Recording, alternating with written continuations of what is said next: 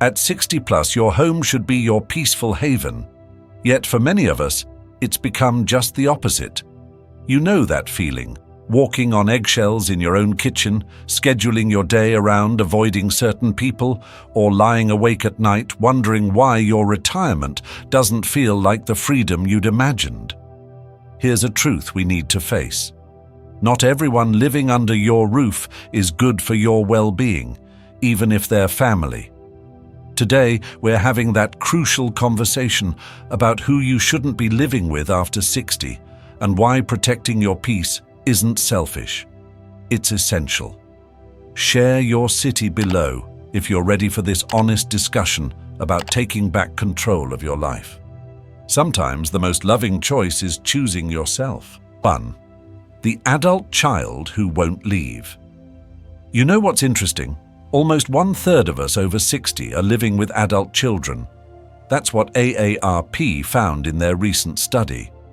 Now, sometimes it works beautifully, but let's be honest. For many of us, it's become a situation that's draining our savings, our energy, and our peace of mind. Let me tell you about Susan. She's 67 and had this wonderful dream of moving to a cozy beach apartment. Simple, peaceful, perfect for her golden years. Instead, she's still in her big 4-bedroom house because her 42-year-old son just needs a few more months to get back on his feet. That was 3 years ago. Does this sound familiar? Dr. Sarah Thompson, who's spent years helping families like Susan's, sees this all the time. She says we need to watch for some clear warning signs. When your adult child keeps borrowing money but never seems to have enough for basic expenses, or when they're always finding reasons why they can't find stable work. That's not a temporary situation anymore. That's a pattern. Here's something that might surprise you. On average, parents over 60 who support adult children end up spending about $45,000 of their retirement savings. Think about that. That's money you've worked hard for, money meant for your golden years.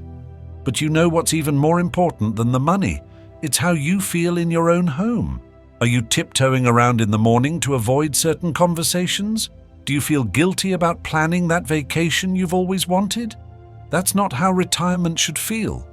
Dr. James Miller, who counsels families dealing with this exact situation, shares some practical advice that actually works. First, he says, write it down. Yes, actually write down house rules, including who pays for what and when they plan to move out. Make it real, make it official, like a landlord would. And here's the tough part, but it's crucial. Stop being the emergency bank. I know. They're our children. But remember, your retirement savings aren't their backup plan. Need help having these difficult conversations? Here's a secret many people don't know. Most senior centers offer free family counseling specifically for situations like this. You don't have to figure this out alone. Remember something important.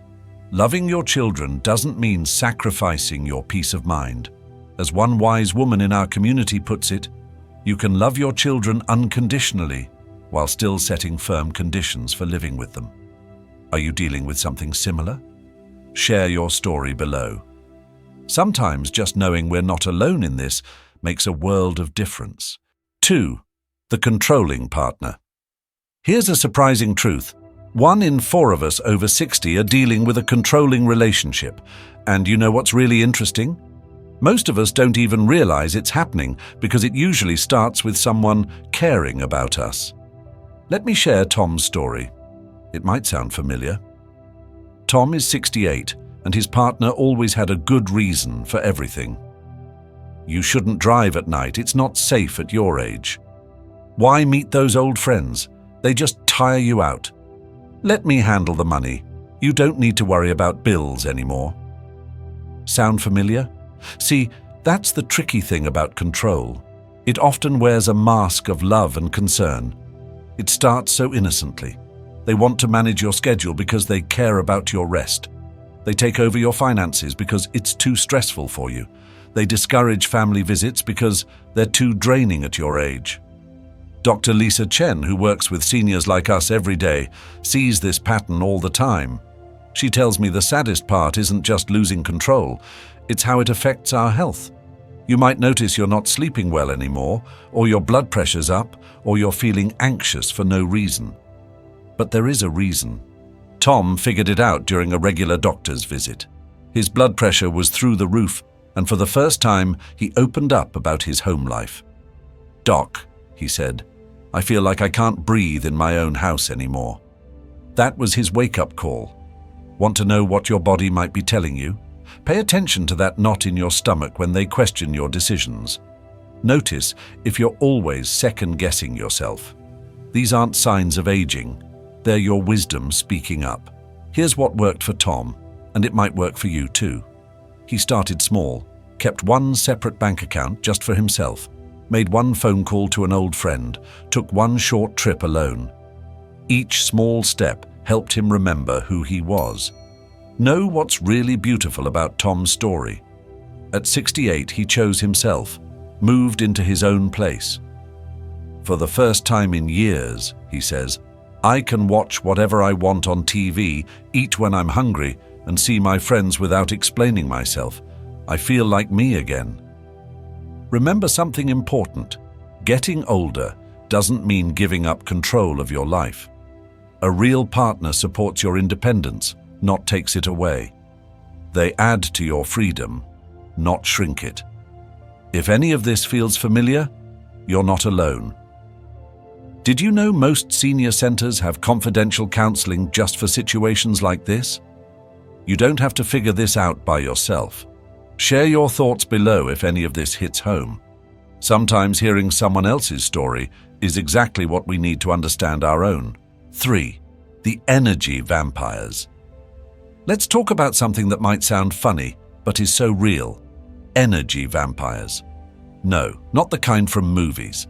I'm talking about those people who leave you feeling completely drained after every interaction. You know exactly who I mean, don't you?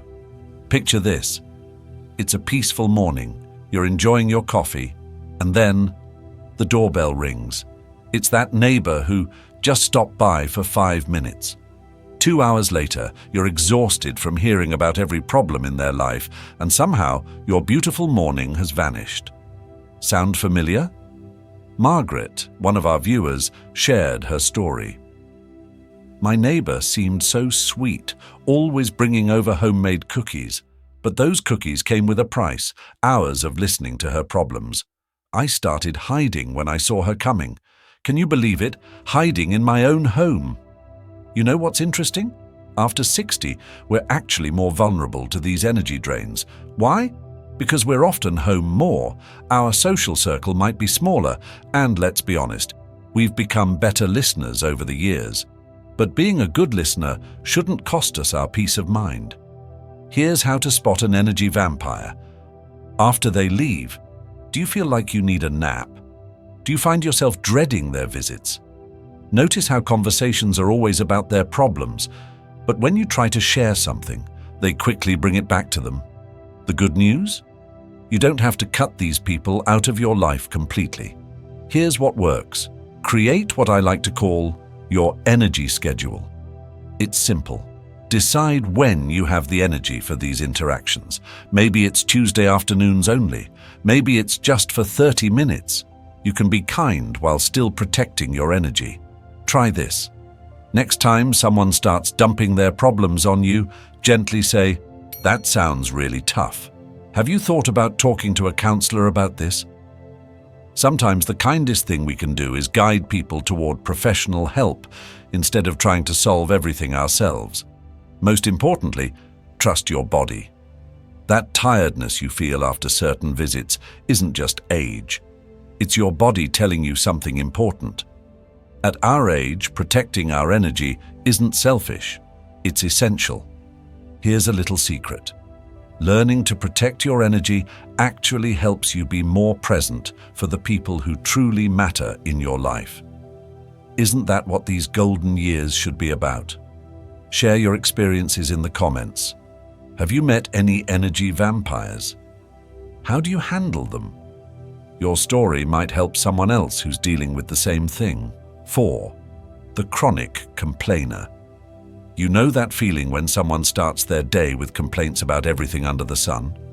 The weather's too hot, the coffee's too cold, the world's going downhill. It's exhausting, isn't it? Now imagine living with that energy day in, day out. Grace, one of our community members, recently shared her story.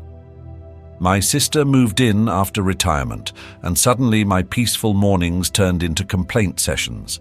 The neighbors are too noisy. Her coffee isn't hot enough. The mail comes too late. At first, I thought I was just being sensitive. Then I noticed my blood pressure was up. I wasn't sleeping well, and my usual morning yoga just didn't feel the same. Grace isn't alone. Dr. Michael Bennett, who spent years working with seniors, tells us something fascinating. Being around constant negativity isn't just annoying.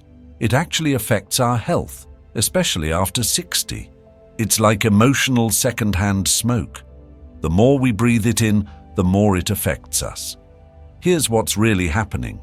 When someone constantly complains, it's like they're painting everything grey. Before you know it, you're apologizing for the weather, tiptoeing around topics, or dreading breakfast because you know it comes with a side dish of complaints. But here's the good news. You don't have to live this way. One of my favorite stories comes from Joan, age 70. She came up with a brilliant solution for her complaining husband.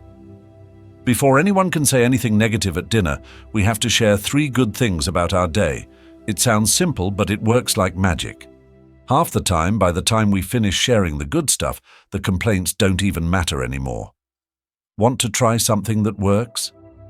Next time the complaints start rolling in, try this gentle but effective approach. Redirect the conversation once, just once, to something positive. If the complaints keep coming, it's perfectly okay to say, "I need some quiet time," or "I think I'll go for a walk." No explanations needed, no guilt required. Remember something important. You've spent decades taking care of others. Now it's time to take care of your peace of mind.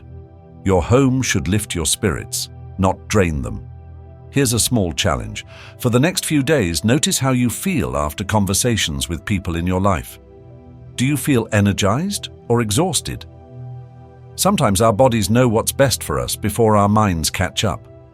Share your experiences below. How do you handle the chronic complainers in your life?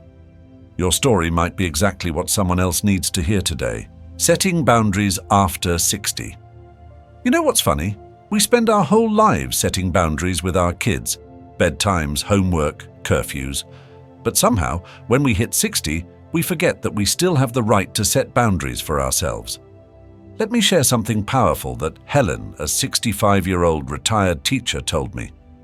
I spent my whole life taking care of everyone else.